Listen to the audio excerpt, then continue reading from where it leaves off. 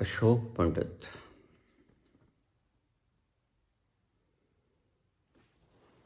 बाबाजी चरण स्पर्श।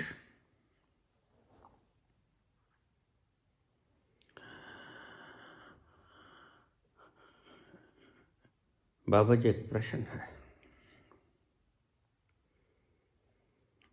संसार और आध्यात्म ये इकट्ठे कैसे चलाओगे आप?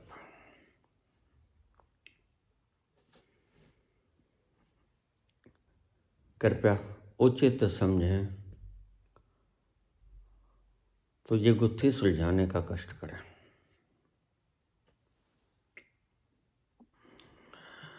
संसार और आध्यात्म वास्तव में दो हैं ही नहीं। एक ही परमात्मा अपने ही बनाए हुए संसार में कण कण में सर्वव्यापक है। असल में इस विराट सृष्टि में दो हैं ही नहीं।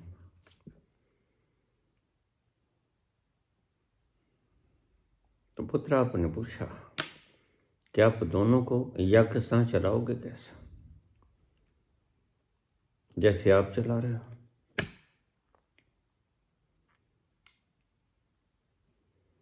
आप खाना भी खा रहे हो, पूजा पाठ भी कर रहे हो, मंदिर भी जा रहे हो, दरगाह भी जा रहे हो,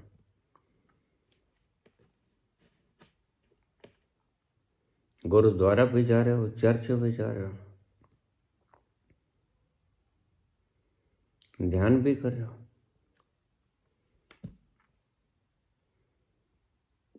खाना खाना, वर्जिश करना, यह सांसारिक है। और ध्यान में बैठना, पूजा अर्चना, यह आध्यात्मिक है। आप दुकानदारी भी करते हो, ऑफिस भी जाते हो, और आकर घर में अपने अपने मतानुसार परमात्मा की प्रार्थना भी करते हो। क्या ये दो काम नहीं है तुम्हारे लिए? फिर आप इकट्ठे कैसे कर लेते हो इन्हें? बस जैसे आप संसार और अध्यात्म दोनों को इकट्ठा साध लेते हो, ऐसे संसार और अध्यात्म दोनों को मैं इकट्ठा चला लूंगा। हैं भी इकट्ठे,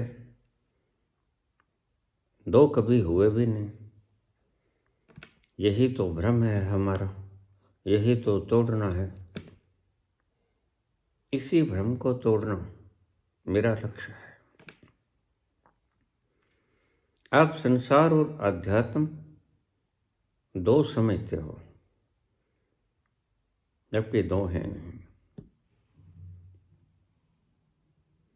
ऐसा समझो कि किसी बड़े ड्रम के अंदर पानी भरा पड़ा हो।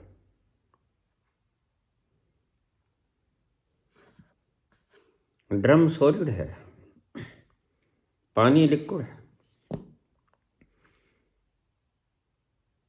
फिर आप पूछो कि सॉलिड में लिक्विड कैसे आ गया?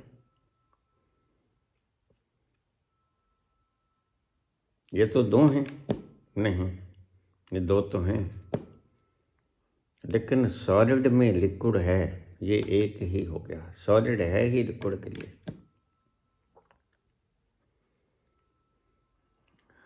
बड़े आराम से चला लूंगा, तुम चिंता मत करो। संसार और आध्यात्म दो कभी थे ही नहीं।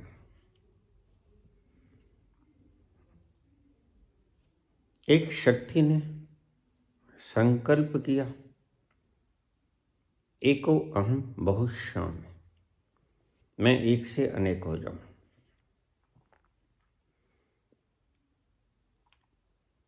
यही तो स्टीफन हॉकिंग ने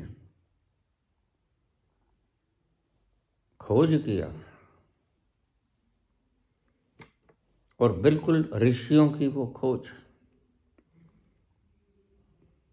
और शायद ऋषियों की इस बात से प्रेरणा लेकर स्टीफन हॉकिंग ने ये खोज की। एको अहम बहुत शाम, एक से बहुत हो गया। तो स्टीफन हॉकिंग का जो इन्वेंशन था वो यही था कि ब्रह्मांड का विस्तार इस बात की सूचना देता है कि वह कभी एक बिंदु भी था। बड़ी शानदार खोज है। ब्रह्मांड का विस्तार इसकी ओर इंगित करता है कि वह कभी बिंदु भी था। और हमारे ऋषि युगों युगों से कहते आए, एक नूर तैं सब जग उपजा, कौन भले कौन मंद है। अब बताइए, ये कोई साइंटिस्ट है? बाबा नानक कोई साइंटिस्ट है क्या? जो स्टीफन हॉकिंग ने कहा, जो ब्रह्म ऋषियों ने कहा, वही तो बाबा नानक ने कहा, एक नूर से सब जग उपजा, एक बिंदु से फैलाव हुआ और ब्रह्मांड हो गया। और ब्रह्मांड इज कंटिन्यूसली एक्सपेंडिंग। और क्या खोजा? बाबा नानक की बात तुम शब्दों से ले लेते हो, रहस्यों की गहराई में कभी उतरते नहीं। एक ही नूर से सब जग उपजा, एक बिंदु का फैला हुआ और फैलता फैलता वो ब्रह्मांड हो गया।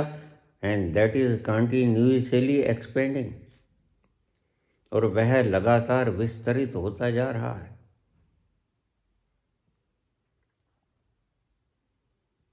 स्टीफन हॉकिंग वही कहता है जो हमारे ऋषियों ने कहा, जो बाबा नानक ने कहा। नानक ऋषि तो नहीं है, नानक साइंटिस्ट भी नहीं है, लेकिन नानक परमात्मा है। पुत्र, तुमने प्रश्न तो पूछा बुद्धि से, मैं जानता हूं। और बुद्धि कभी एक की भाषा बोल ही नहीं सकते। बुद्धि खुद में ही पार्शियलिटी है। बुद्धिवादी होना तुम समझदारी समझते हो, तुम गलती हो। समझ तो वह हमारे अस्तित्व का आंतरिक तल, जहां जाकर हम प्रबुद्धता को प्राप्त होते हैं, ईश्वरीयता को प्राप्त होते हैं, वह है समझ। असल में आप बुद्धि को समझते हो नहीं, यह गलत है। बुद्धि डिवाइड करती है, बुद्धि विभक्त करती है, भक्त नहीं बनाती है आपको। जैसे ही आप बुद्धि में आए, ये मैं जानता हूं कि आप मुझे सुनते हो, इंद्रियों से, कानों से सुनते हो, तत्क्षण आपकी बुद्धि उसको बाइफरकेट मल्टीफरकेट कर देती है।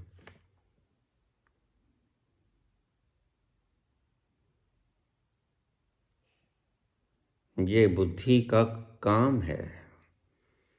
इसलिए मैं तुमसे कहता हूं, बुद्धि को एक तरफ रख देना जब तुम मुझे सुनो।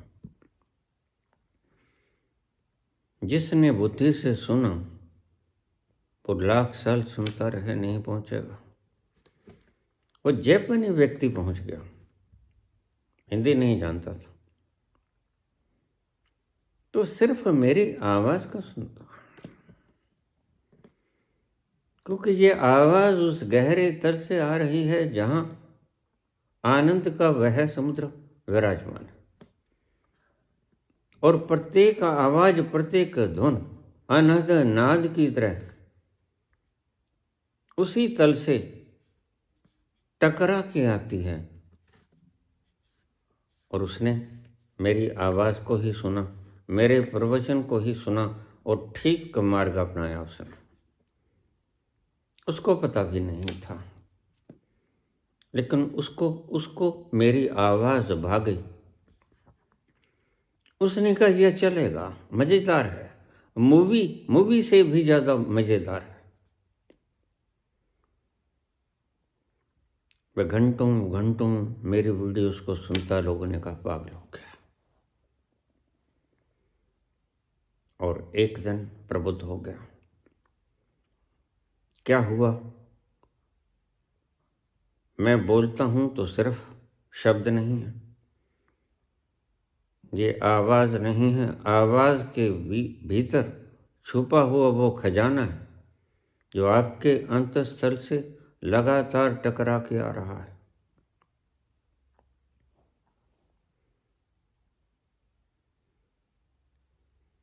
इसलिए संतों ने कहा, हम मंदिर में जाते हैं, जूता बाहर उतार के आना, और सिर्फ जूता ही नहीं, जूते के साथ अपनी बुद्धि भी उतारना, अपना दिमाग भी वहाँ रख देना। दिमाग के साथ जाओगे तो साइंटिस्ट हो जाओगे, दिमाग को जूतियों के पास धरकर जाओगे तो भक्त हो जाओगे, क्योंकि बुद्धि भी भक्त करती है और हृदय भक्त। बस यही भेद है, साधारण शब्दों में आपको समझा दिया। बुद्धि से नीचे उतरो, हृदय के तल पर आ जाओ, प्रेमपूर्ण व्यवहार करोगे। राजनीति के लिए बुद्धि की आवश्यकता होती है, लेकिन तुम्हें नहीं पता, बुद्धि को साथ लेकर भी चला जा सकता है, हृदय और बुद्धि के समन्वय के साथ। क्या अड़चन है? कोई भी तो अड़चन नहीं है। खैर, अशोक पंडित, आपकी बात का मैंने जवाब दे दिया। एक नूर तें सब जग उपजा, कौन पले कौन मंदे। वही बिंदु विस्तरित होता चला गया और ब्रह्मांड लगातार बढ़ रहा है। ये एक छोटी सी खोज उसको महान वैज्ञानिक बना गई, और हमारे ऋषियों ने ऐसी अनंत खोजें की जो तुम्हें भ्रम जैसी लगती हैं, लेकिन वो सत्य हैं, भ्रम नहीं है।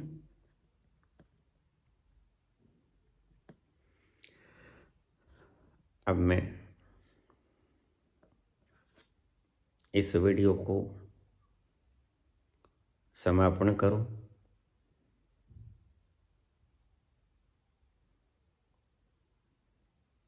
तमिलनाडु और वेस्ट बंगाल के स्टेट के इलेक्शन करीब आ रहे हैं। इस वीडियो को खूब फैला देना। तमिलनाडु और पश्चिमी बंगाल का इलेक्शन जो व्यक्ति लड़ना चाहे, वह इसी प्लेटफॉर्म पे जो हमारे चैनल कंट्रोलर रोहित ने प्रकाशित किया है, इसको भर दें और स्पेशली लिख दें कि this is for the election of Tamil Nadu और वेस्ट बंगाल। मैं ये क्यों कर रहा हूँ, अब इसका उत्तर भी दे दूं, क्योंकि बहुत सी बातें अगर न बताई जाएं, अनुत्तरित रह जाए, जो अनुत्तरित है वह तो है ही, उसका उत्तर तो कभी मिलेगा ही नहीं, वो है ईश्वर। लेकिन कुछ बातें मैं जानता और जानने के बावजूद अनुत्तरित रह जाती, यह गलत होगा। मैं क्यों बांटना चाहता हूँ, क्यों राजनीति में आया? क्योंकि मैंने सारे अध्याय आध्यात्मिकता के पूरे कर लिए। और उससे भी ज़्यादा बोल दिया, उससे भी ज़्यादा बोल दिया, इतना ज़्यादा कंटेंट बोल दिया। कोई वक्त आएगा जब तुम मेरे द्वारा बोले गए एक शब्द को उठाओगे और उसको सरलीकरण करोगे और उस पर आपको डॉक्टरेट मिल जाएगा। इतना कंटेंट आपको डाल दिया। हर कोई बुद्ध होना चाहता है, वो भीतर उतरे। अगर कोई इसको शब्दों को उठाकर उसका मतलब निकालना चाहेगा, वह संसार की दुनिया में पीएचडी तो हो जाएगा, लेकिन रहेगा मूर्ख, क्योंकि उस ढंग से मैंने बोले ही नहीं जिस ढंग से आप तोड़ मरोड़ लोगे। इसलिए संतों के फॉलोअर्स ने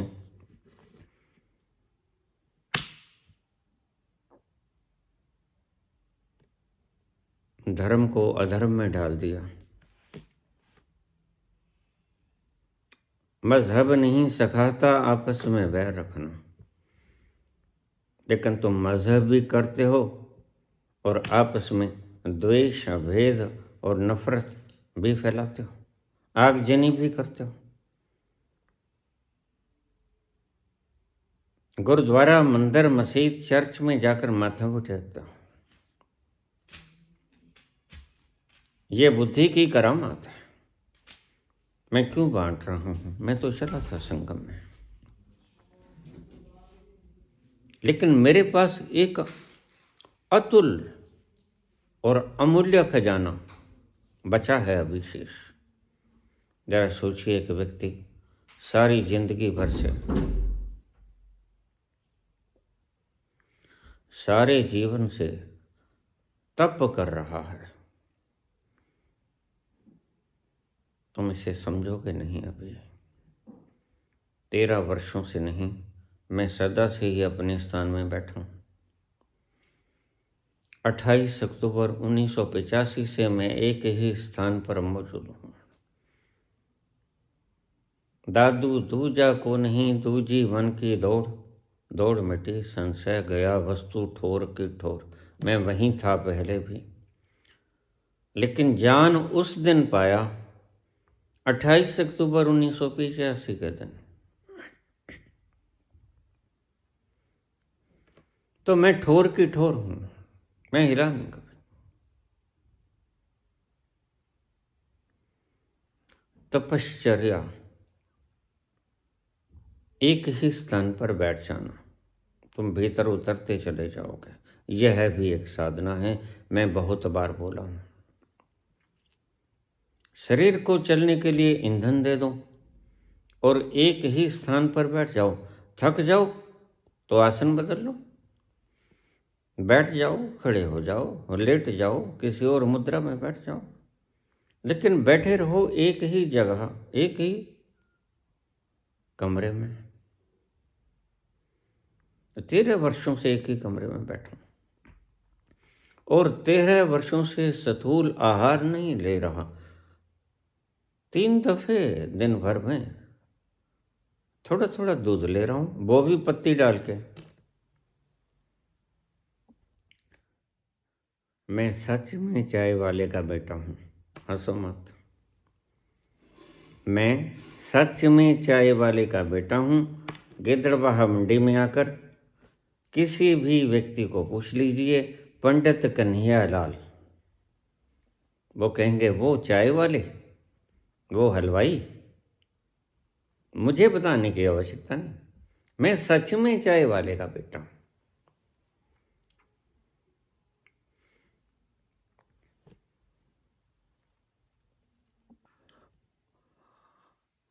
एक विद्यार्थी था, 1970 में ट्रेन घटना के बाद क्रांति घटित हुई, समूचा जीवन परिवर्तित हो गया, लक्ष्य ही परिवर्तित हो गया।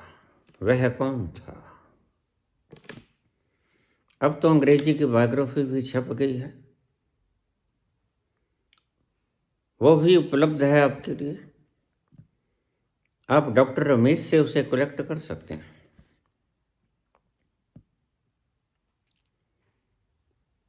लेकिन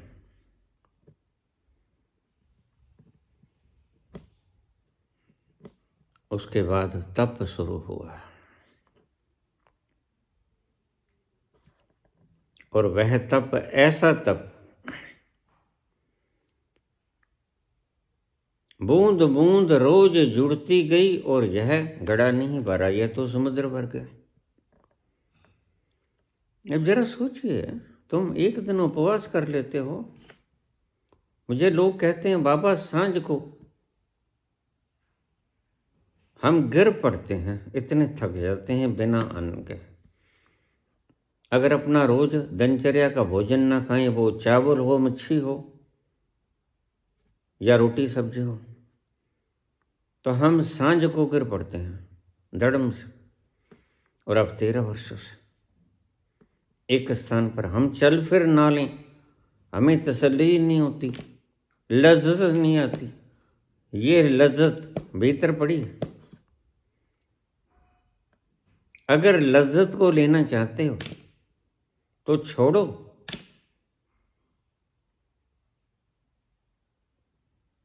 इन गर्दो लिबास को, अपने भीतर उतरो, तुम्हें लज्जत मिल जाएगी। जहां ढूंढ रहे हो वहां नहीं मिलेगी, क्योंकि वहां है नहीं। चीजें वहीं मिला करती हैं जहां पर हुआ करती हैं। इन शब्दों को सर्कल में दिलो। चीजें वहीं मिला करती हैं जहां पर हुआ करती हैं। कस्तूरी कुंडल वसै, मृग ढूंढै वन मां, ऐसे घट में भी वह मूर्ख जाने ना। वनों में मिलेगी कैसी, कंदराओं में मिलेगी कैसी, जब है तुम्हारे भीतर। रोज जुड़ती गई बूंद बूंद और समुद्र बन गया, और वो समुद्र भी मेरे पास है, उसमें थोड़ा सा खर्च हुआ है। अब मैं तो चला था, लेकिन इस समुद्र से बहुत काम लिए जा सकते हैं। सारी धरती को बदला जा सकता है। तो हम हिंदुस्तान की बात कर रहे हैं। मैं वो समुद्र हूं जो समस्त विश्व को बदल सकता हूं। प्रयागराज के संगम में वह भी खो जाता हूं। और यह जो गंगा का प्रभाव आप देख रहे हो, यह उन्हीं ऋषियों के कारण है जो बिना बांटे चले गए। वो पानी ने पी लिया और वही आपका उद्धार कर रहा है। ये बड़ी बारीक बात है, कोई समझ पाए तो शायद समझ पाए, लेकिन जिस सरलीकृत ढंग से मैंने व्याख्यायित किया उससे प्रत्येक व्यक्ति समझ जाएगा। बहुत से संत हैं जो बांट के नहीं जाते, बांटना चाहते नहीं, किसी का कुछ है ही नहीं, तो बांटना किसको और बांटना क्या, मिलेगा किसको, सभी के पास तो है।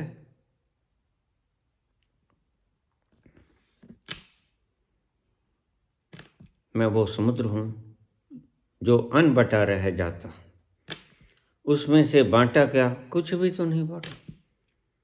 पूर्णमदः पूर्णमिदं पूर्णात् पूर्णमुदच्यते पूर्णस्य पूर्णमादाय पूर्णमेवावशिष्यते।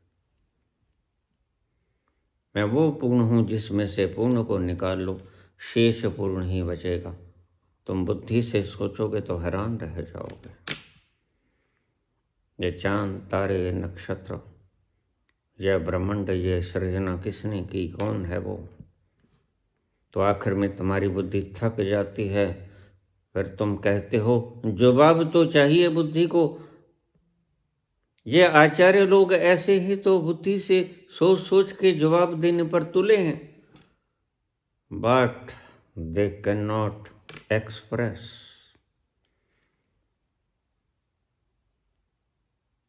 they cannot solve this question.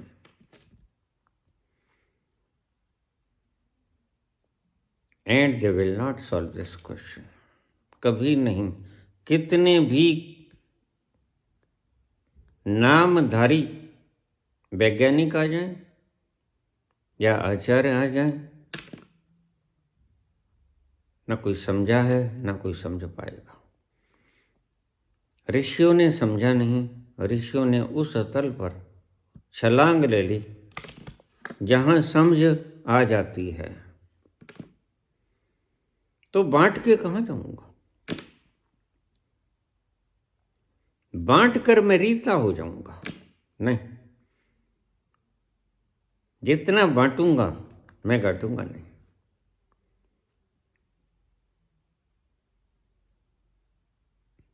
बुद्धि से समझोगे तो तुम्हें समझ नहीं आएगा। बड़ा गहरा शब्द है। मैं वो ओशन हूं जिसमें से जितना ही खींच लो वो उतना ही रहेगा, जरा भी कम नहीं होगा। तो अगर मैं समा जाता तो अनबटा रह जाता। मेरे ये तप का, देखिए बुद्धि से मत समझना इस बात को, आएगा भी नहीं। मेरे इस तप का इकट्ठा किया हुआ तपश्चर्या का फल तेरे पास मौजूद है। कुछ मैंने बांटा, कुछ अनबटा रह गया। उस मेरे अर्न किए हुए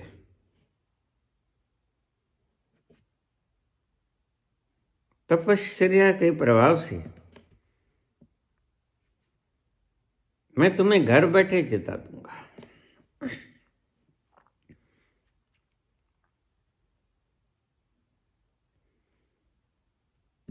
घर बैठे जिता दूंगा। कोई झंडा नहीं, कोई डंडा नहीं, कोई नारा नहीं,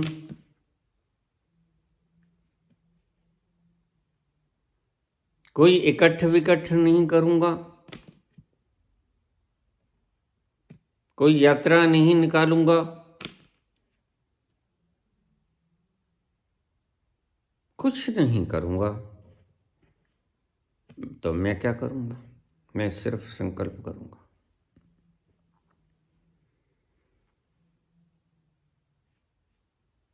जिस संकल्प से एको अहम भूषाम, उसी संकल्प से तुम जीत जाओगे। बहुत छोटी बात।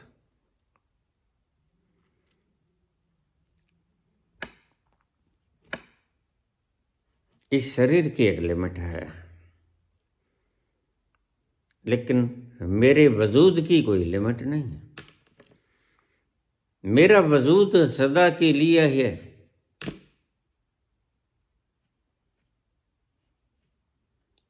मैं सदा के लिए हूं, था और रहूंगा। आद सच जुगाद सच, है भी सच, नानक होसी भी सच। संतों ने तो बहुत प्रकार से कहा, लेकिन तुम समझ कहाँ पाए? क्योंकि तुमने समझने की चेष्टा की बुद्धि से, और बुद्धि चूक जाती है। मत समझो बुद्धि से। जैसे ही संत बोले तुम चुप हो जाओ और संतों की आवाज को अपने भीतर उतरने दो, और वो तुम्हें उस तल पर ले जाएगा जहां वो आनंद का समुद्र विराजमान है। इसलिए मैं सदा ही कहा करता हूं, जिनके भीतर आनंद नाद गूंज गया है, that is not disease of tinnitus.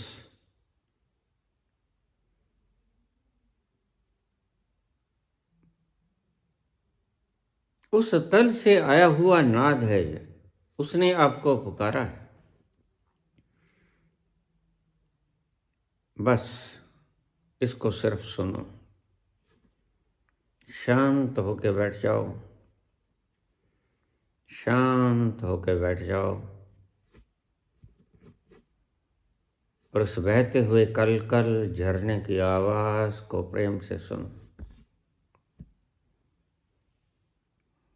थोड़े ही दिनों में तुम पाओगे तुम अपने अंतस में खिसकने लगे। तुम अपने अंतस में खिसकने लगे, और जैसे जैसे तुम अपने अंतस में खिसकने लगे तुम्हारे आनंद का लावण्य रोज गहराता जाएगा। तुम रोज कांति युक्त लावण्य युक्त होते चले जाओगे, आज और कल और परसों और। लेकिन धीरज मत खोना। बड़ी देर हुई तुम्हें भटकते भटकते और बड़ी दूर निकल गए, और इतनी दूर निकल गए तो फिर वापस मुड़ने की जल्दी मत करना, धीरज मत खो जाना। अभी तक क्यों नहीं हुआ, ये बात मत लेके आना, क्योंकि जन्मों जन्मों से तुम दूर ही जा रहे हो। तो उतना ही वापस भी आना होता है जितने दूर चले गए, और इतने जन्मों तक तुम दूर गए। जैसे ब्रह्मांड जितना फैला उतना ही वापस भी तो आना ही पड़ेगा। एको अहम बहुश्यामी, तो बहुश्यामी से एको अहम होने तक भी तो वक्त लगेगा ना।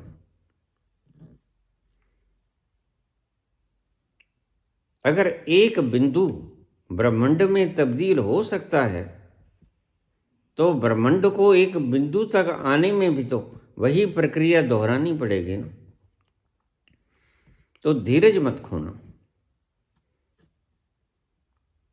सिर्फ आनंदनाथ को सुनना। इसकी मधुर आवाज जंकृत करती हुई तुम्हें अपने अंतस में लेती ही चली जाएगी। तुम भीतर भीतर भीतर भीतर और भीतर तुम चले ही जाओगे, और अंत में पहुंच जाओगे इस झरने के पास जहां से कलकल की आवाज आ रही थी।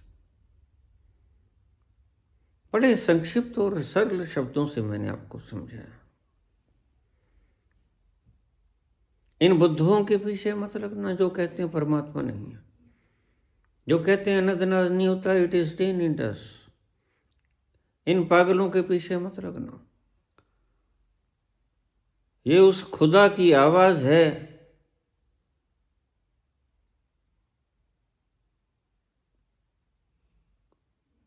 नकाराए खुदा, आवाज आए खलक। खुदा का नगाड़ा है ये, खलक की आवाज है ये। इसे सुनना, मौन होके सुनना। जैसे तुम कोई परीक्षा देते वक्त कॉन्सेंट्रेट हो जाते हो, वैसे ही इस आवाज को सुनते वक्त जैसे तुम कोई परीक्षा हॉल में बैठे हो, तुम फिर इधर उधर की बातें नहीं सोचते। जरा सोचिए उस वक्त को जब तुम परीक्षा में बैठे अपने प्रश्न पत्र को हल कर रहे थे, क्वेश्चन पेपर को हल कर रहे थे। तो क्या थी तुम्हारी position? You were concentrated, condensed at that time. और वैसे ही इस आवाज को सुनते वक्त एकाग्र हो जाना, ठहर जाना, भटकना मत, ठहर जाना। और जैसे ही तुम ठहरोगे पाओगे आनंद घना हो गया। आनंद क्यों घना हो गया? क्योंकि तुमने अपने भीतर उतरना शुरू हो गया।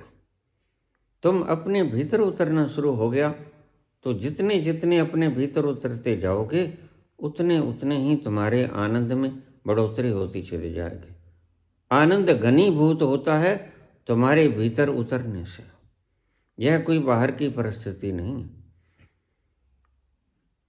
बाहर सुख है, आराम है, भीतर आनंद है, रस है। तुमने पूछा बाबा दोनों कामों को यकसां कैसे साध पाओगे? ये यकसां ही साधते हैं। संसार के भीतर ही रोम रोम में छाया हुआ, जर्रे जर्रे में समाया हुआ वह परमात्मा है। खुद इसमें बैठ गया वो इसको बनाकर। अब इस बात को सॉल्व करने की कोई ज़रूरत भी नहीं और करना भी मत और हो भी नहीं पाएगा। परमात्मा ने सृजन किया और परमात्मा सृजना के बीच में ही अवस्थित हो गया, और परमात्मा सृजना के भीतर अवस्थित होकर भी अलग बना रहा। अब ये समझने की चेष्टा करोगे तो पागल हो जाओगे।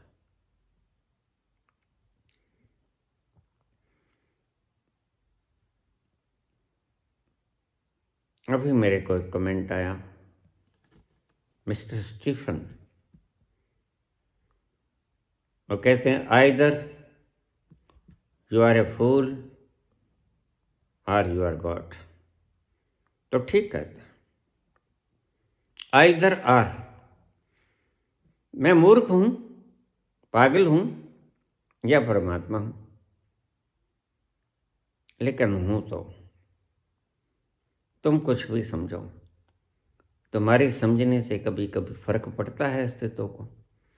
तुमने गुलाब को मोतिया समझा तो गुलाब के फर्क पड़ा।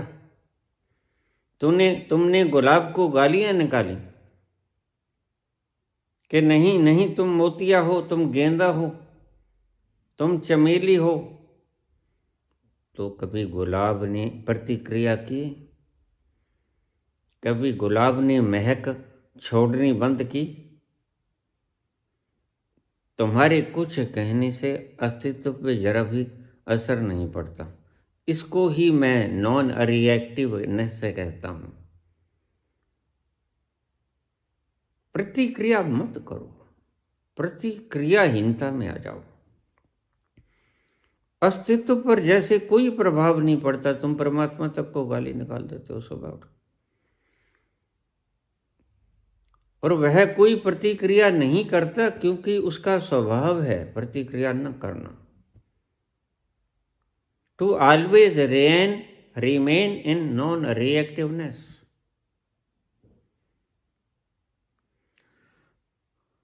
तुम गालियां निकालो, तुम स्तुति करते रहो। बहुत से लोग स्तुति करते हैं परमात्मा प्रसन्न हो जाएगा, वो कोई रिश्वत खाता है, वो रिश्वतखोर थोड़ा ही। इतना कुछ दिया उसने, ये तुमने कोई रिश्वत दी थी उसे? क्यों पागल बने हो? फोड़ो इन नारियलों को, फेंक दो। बेचारे फूल की हत्या कर देते हो। एक कवि था, कोई मूर्ख कवि, हमें पढ़ाया जा रहा था, एक फूल की अभिलाषा, मुझे तोड़ लेना वनमाली, उस पथ पर तुम देना फेंक, मातृभूमि पर शीस नवानी कटानी, जाते हूं जहां वीर अनेक। मैंने कहा ये कवि, तुमने इसको इनाम दे दिया, क्योंकि शब्दों का जोड़ है और इससे महंगे कवि बन जाते हैं। ऋषि कभी महंगा नहीं होता, क्योंकि ऋषि तुमसे कुछ मांगता नहीं, ऋषि बांटता है, कवि मांगता है। महंगे कवि भी हैं तो समझो वो बड़े से बड़े लोभी हैं। बड़े से बड़े दाम वसूलने वाला व्यक्ति संत नहीं होता, लोभी होता है। जिसके दाम जितने ज्यादा वह उतना ही लोभी, और उसका अंत भी उतना ही खराब। मुझे तोड़ लेना वनमाली, उस पथ पर तुम देना फेंक। तुमने फूल से कभी पूछा तुम्हारी अभिलाषा क्या है?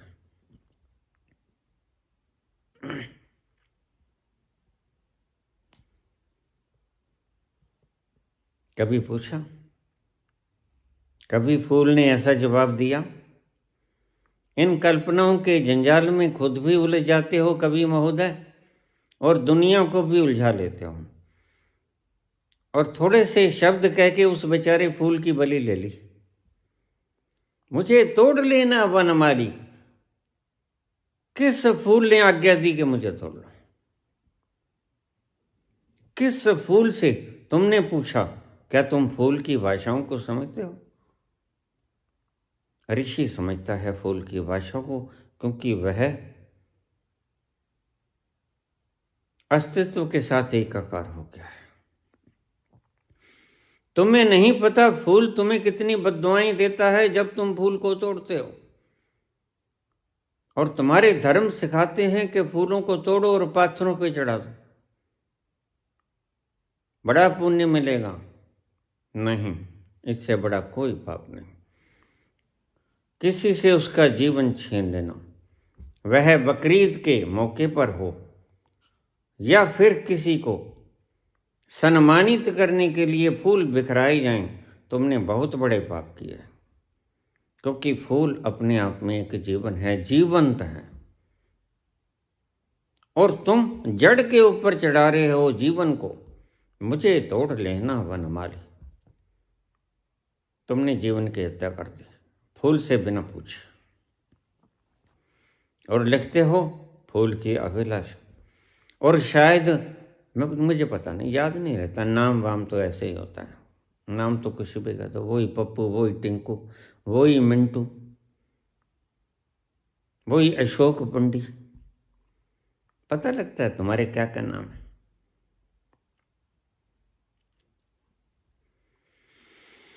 तुमने उसको इनाम दिया होगा, क्योंकि वजन तुल गया शब्दों का। तो तुम कहते हो वाह रामचरितमानस क्या महाकाव्य है। मूर्खों की जुड़ी हुई शब्दों की एक जमात है जिसको तुम पूज रहे हो। इसलिए मैं तुलसीदास को सदा ही मूर्खपंथी कहता हूँ, मूढ़ कहता हूँ। उसकी किसी बात में अलंकारों के सिवा और कुछ है ही नहीं, कल्पनाओं के सिवा और कुछ है ही नहीं। और कल्पनाएं सत्य से भटका देती। हाँ, इसको आप सर्कल में डालें। कल्पनाएं सत्य से भटका देती हैं। या तो सत्य पे जाओगे या कल्पना करोगे। कल्पनाएं सत्य से भटका देती हैं किसी भी व्यक्ति को।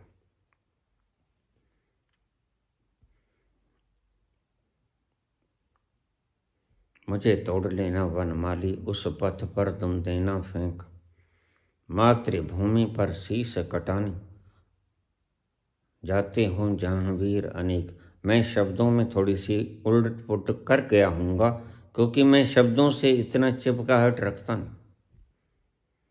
शब्दों से दूर खड़ा हुआ मैं, बुद्धि और मन के तल से और हृदय के तल से बहुत दूर खड़ा हुआ मैं, शब्दों से कभी कभी फिसल जाया करता हूँ, भूल जाया करता हूँ। तो शब्दों को ज़्यादा मत अधिमान दिया करो। बस मैं बोल क्या रहा हूँ उस रस को पीने का यत्न किया करो।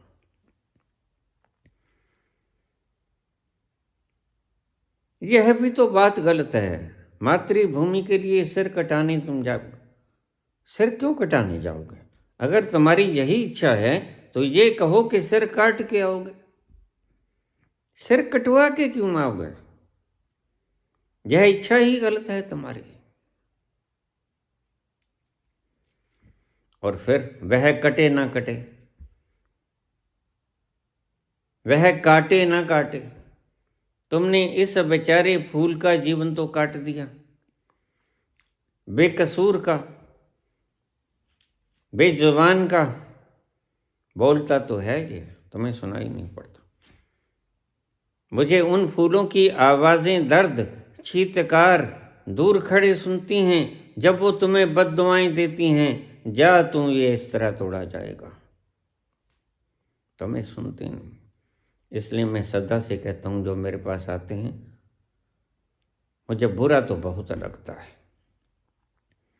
वो शायद मुझे सम्मानित करने के लिए फूलों का गुलदस्ता लेके आते हो, लेकिन मैं जानता हूं कि इतने फूलों का वध करके मेरे पाँव में रखा इसने। लेकिन उस वक्त मैं उतनी गहरी आनंद की सीमाओं को क्रॉस कर गया होता हूं कि मेरे ये एक तोला भर की जुबान हिलती नहीं। इतने आनंद के प्रसाद में डूबा हुआ मैं बोल नहीं सकता, लेकिन अब मैं बोल सकता हूं तो बोल रहा हूं। मत लाया करो मेरे पास फूलों का वध करके। तुम हत्यारे हो जो फूलों को मेरे पाँव में रख रहे हो। तुम इन फूलों की हत्या कर दी है। जल्लाद में और फूल काट के बेचने वाले में कोई फर्क नहीं समझता मैं, क्योंकि दोनों ही इस अस्तित्व के अंग हैं। तुमने बकरीद पर बकरे को काटा या तुमने किसी राजनीतिक व्यक्ति के ऊपर फूल बरसाए, दोनों बराबर के हत्यारे हो, बराबर के जल्लाद हो। ऐसी कविताएं मूढ़ता से उत्पन्न होती हैं और बहुधा बहुधा कविताएं तुम्हारे ऐसे ही महंगे कवियों की देन है। तुम कितने ही अलंकृत कर दो मेरी इस बात को, तुम कितने ही अलंकृत कर दो इनको, पद्म भूषण दे दो, विभूषण दे दो, पद्मश्री दे दो, भारत रत्न दे दो, लेकिन एक बात समझना, परमात्मा की दरगाह से ये पुरस्कृत नहीं होंगे। और परमात्मा का पुरस्कार क्या है? आनंद रस। तुम्हें मिला महंगे कवियों, अगर मिल जाता तुम राज्यसभा की कुर्सियों का मांग नहीं करते थे, क्योंकि मैं लक्षण भी जानता हूं। तुम लाख बोलो मेरे सामने, लेकिन फौरन पकड़ लूंगा मैं, ये झूठ बोलता है। परमात्मा की सृष्टि में परमात्मा ने इसे पुरस्कृत नहीं किया, संसार ने इसको पुरस्कृत कर दिया। 15 लाख दे दिए, तुम 50 मांगोगे 50 लाख दे देंगे। लेकिन परमात्मा की दरगाह का एक ही पुरस्कार है, और वह पुरस्कार है रस। रस, प्रेम रस, आनंद। परमात्मा का दूसरा कोई पुरस्कार नहीं। परमात्मा की करेंसी अगर कोई है तो एक ही है, और वह है रस से सराबोर हुआ, वह तुम्हारा अस्तित्व।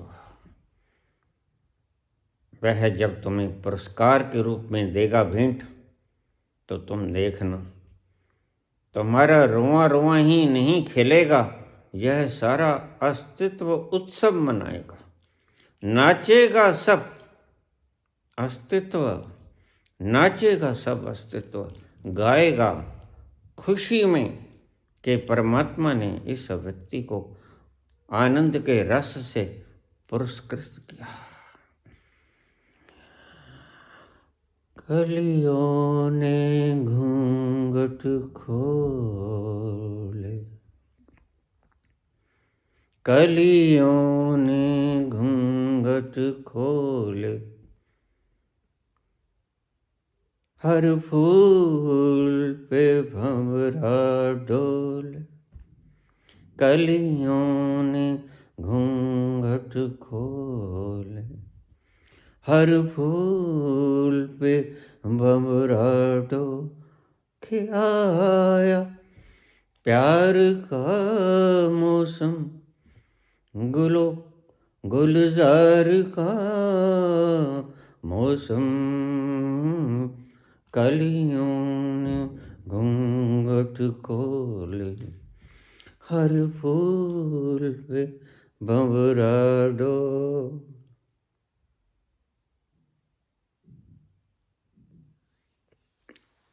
धन्यवाद।